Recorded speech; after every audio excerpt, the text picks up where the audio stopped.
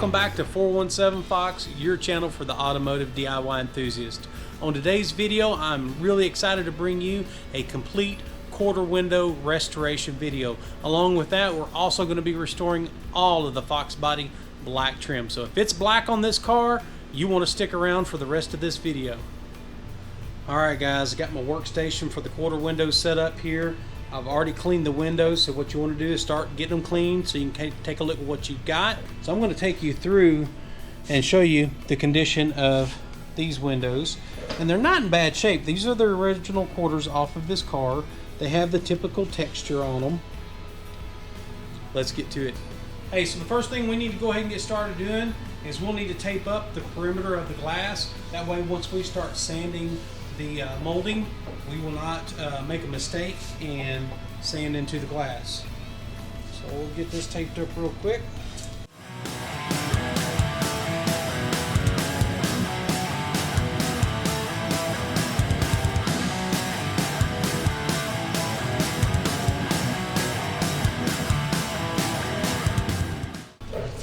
Alright guys, I've got it all cleaned up. I've got the tape on it, and now I've got small Durablock, and I've also got this curved Durablock that will help me with some of this. I went ahead and started just a little bit here just to make sure the 220 was going to cut just fine. What we're going to do is we're going to go ahead and sand some of this texture off. We don't have to get it all off, but we do need to get it because we want to make sure we've got a good surface for our filler to bite into. So what I'm going to do is I'm going to get started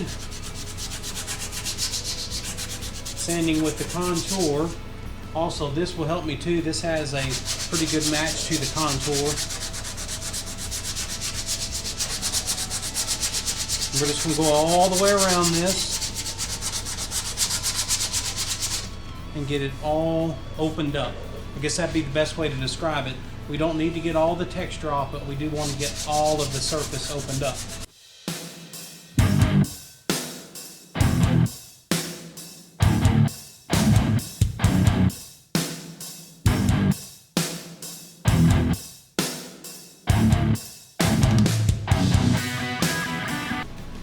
Alright guys, I got both of them sanded down. I went ahead and took the air nozzle and blowed all of the dust off of here.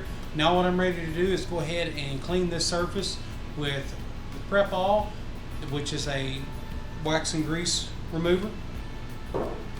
I'm just going to spray this down, wipe it off, let it dry really good, and then we'll get to our next step where we'll get ready to get our glaze mixed up.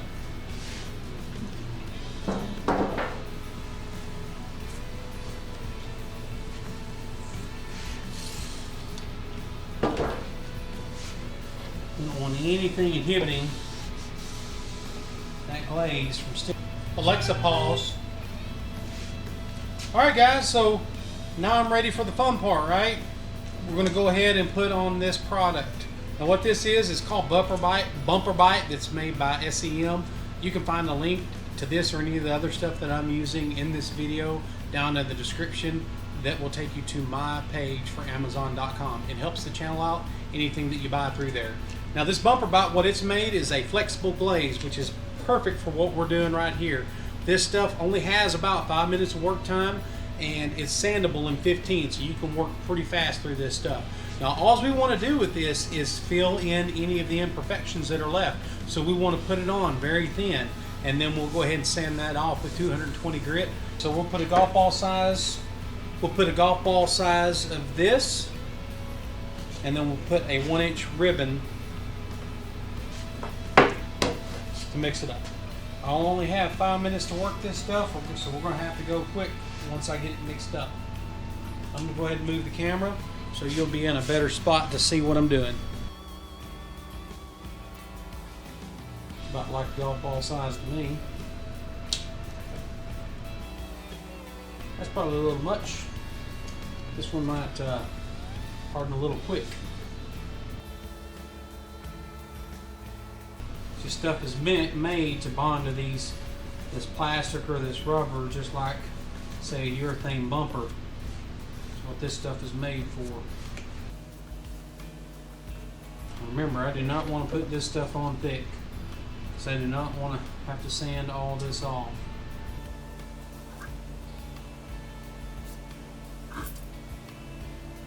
trying to get it spread out. And I don't know next time if I mix too much, if I don't have enough working time with what I've got here.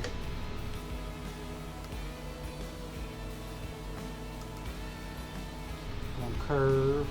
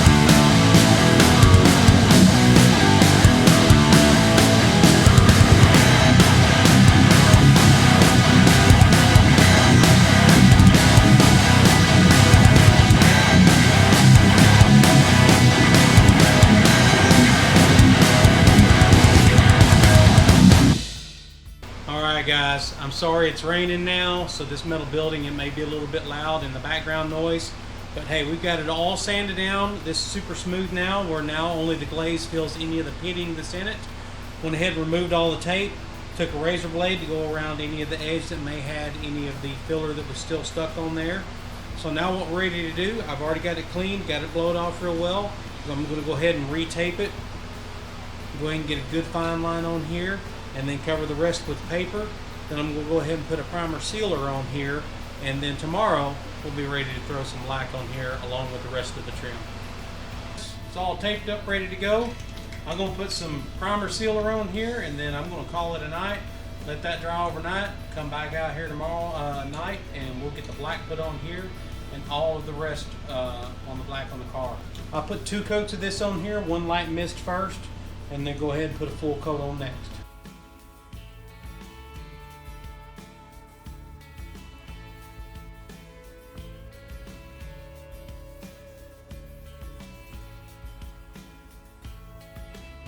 Guys, this is when you can already tell how good it's looking. When this primer goes on there wet, you can already see how slick this is going to look. Man, this is going to look good when we get that black put on there. So no need in you seeing me put another coat on there. I'm going to kick it off for the night. I'm going to kick the camera off for the night. I'm going to finish this up once this flashes off, and then I'll catch up with you tomorrow night, and we'll get all the black finished up. Alright guys, I'm back out here tonight to wrap up all of the black components on this car. It's going to look fantastic when we get all these done. Plus, it's a good idea to go ahead and get all of this painted, especially on the car. That way that paint could be really good and cured before you go tape that portion off and paint the car. Because right now, we're a little over a week away from pulling this car in a paint booth. So I'm going to kind of show you what I'm doing right now to get set up. Starting to get all of my items set up. I'm starting to go ahead and get the car taped off of any of the stuff that's going to be painted on it.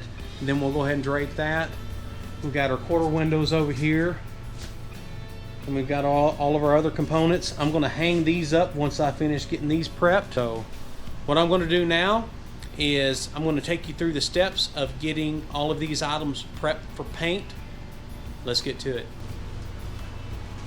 Guys, all you really need is to prep this. This is some of the easiest stuff to prep for paint. What you need to do to get this prepped is simply clean it real good. Use wax and grease remover, and you'll do that before and after. And take your red scuff pad and get it really scuffed up good and well.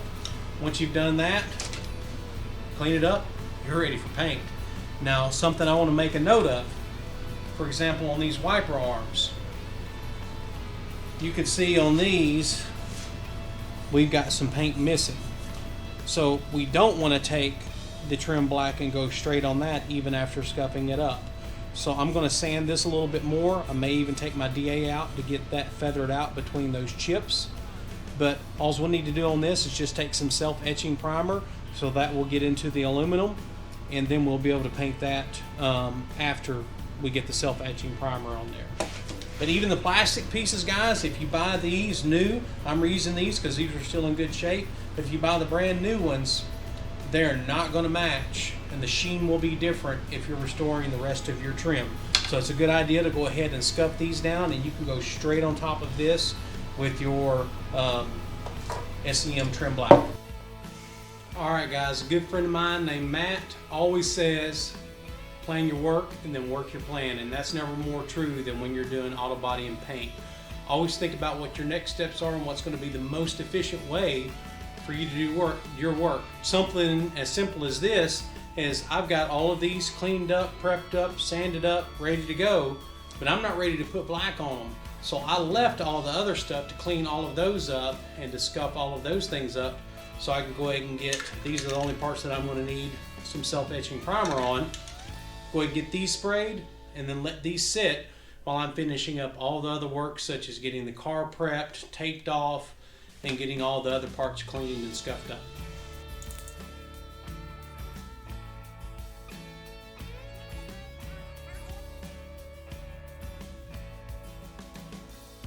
Alright guys, all I'm doing now is I've got everything scuffed up, went over everything really thoroughly with the red scuff pad.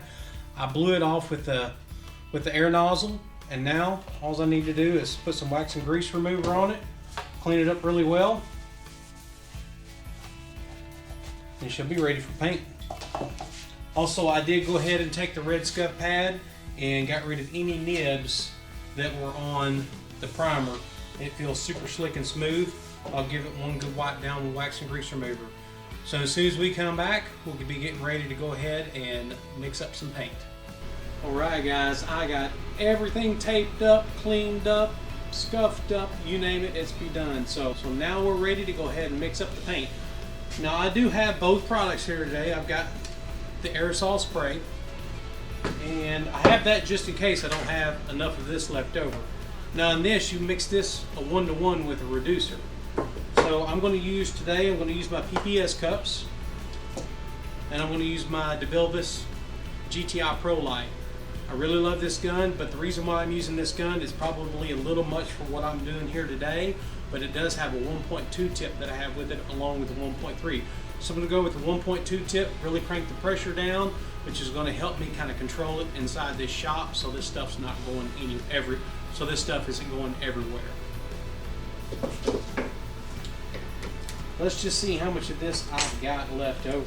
I'm going to use the ounces, so we'll see how many ounces that I have, and then we'll just double that up on how much reducer we're going to put in. So let's see how much we got.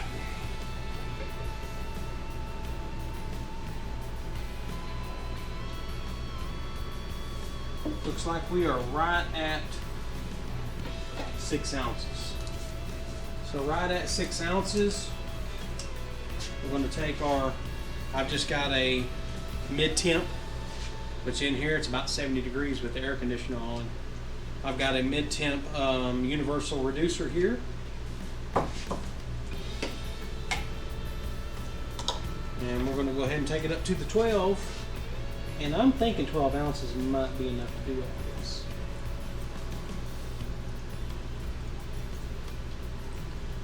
Alright, go ahead and get that mixed up good.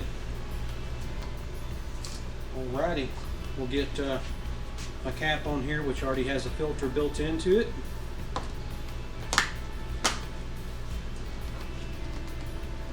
Make sure she's on there good.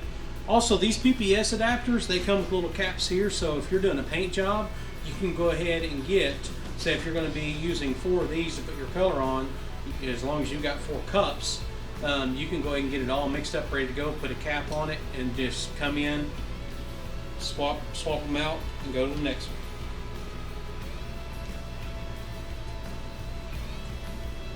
one. Always double check the tabs to make sure they're locked in. No leakage. We're ready to get this thing set up to spray. Alright guys, got my gun set up. I've actually gotten my fan in about one whole turn from all the way out. I don't need a full fan pattern to be painting a lot of this. It's just going to give me more of overspray if I don't go ahead and take my fan control in a little ways. I also only have about half of the fluid control on, and I'm spraying between 12 and 13 psi. It's not going to be going everywhere. And the good best practice before you start painting anything, I always like to go ahead and run over, just in case any dust or something is settled in it, and spray it on off with the air pressure that's coming out of the gun. And I'll do that on each one of these. So what I'm going to do, I'm going to go set you up on time lapse, and I'm going to go ahead and get started. I'll plan on putting probably 3 coats on this at least, and we'll take plenty enough time to flash in between each coat, and usually that's in between 10 and 15 minutes. Let's get started.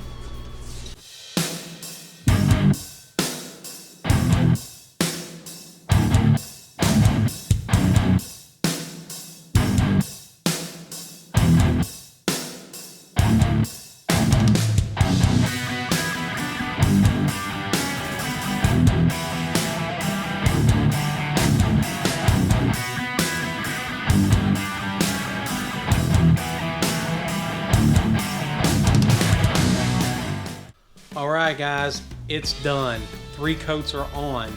I did end up needing to use that spray can. I'm glad I picked it up because I ended up using 3/4 of the spray can worth. I'm going to walk you through. Looks great. And show you these quarter windows that I'm super proud of.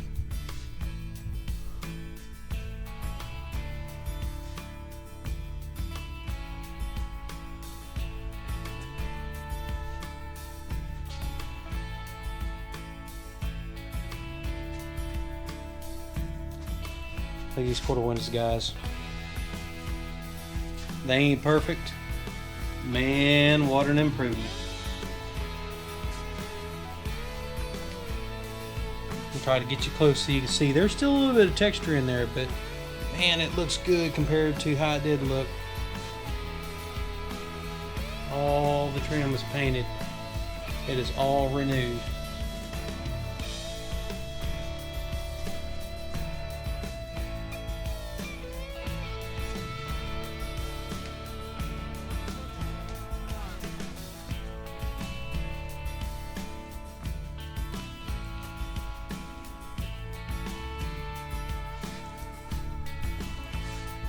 What do you think?